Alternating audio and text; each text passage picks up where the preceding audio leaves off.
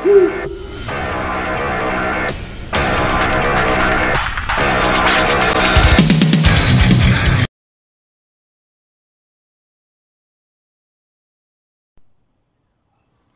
yung voltage niya, yung voltage ng battery kapag naka-off pa yung makina, hindi pa umaandar. Yan mismo yung voltahe ng battery.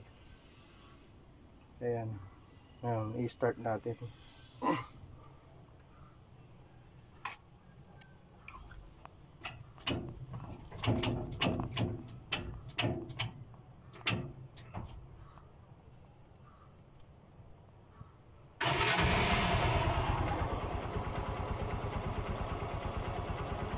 Ayan siya guys, gumagana na.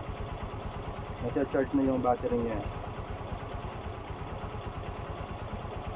Yan yung idle na makina. Nag-charge siya sa 13.6, 13.7, mataas pa. Hindi pa yan nare-revolution.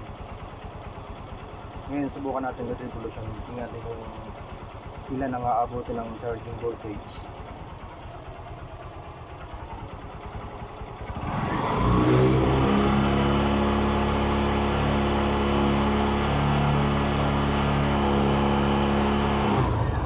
Nag-stable siya sa 14.77.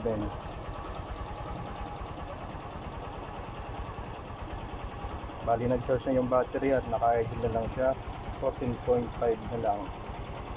Ngayon patayin natin yung makina. Tingnan natin kung nagkarga yung battery.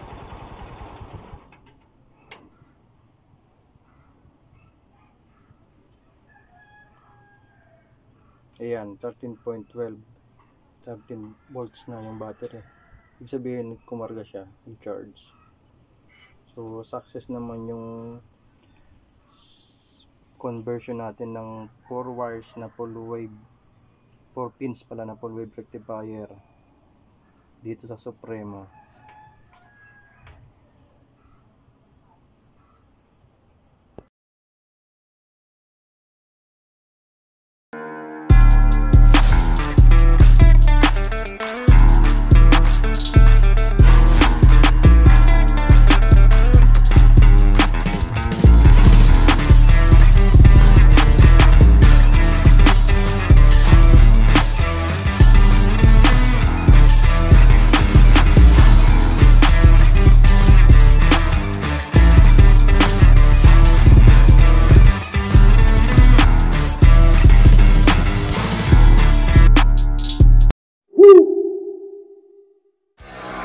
Woo!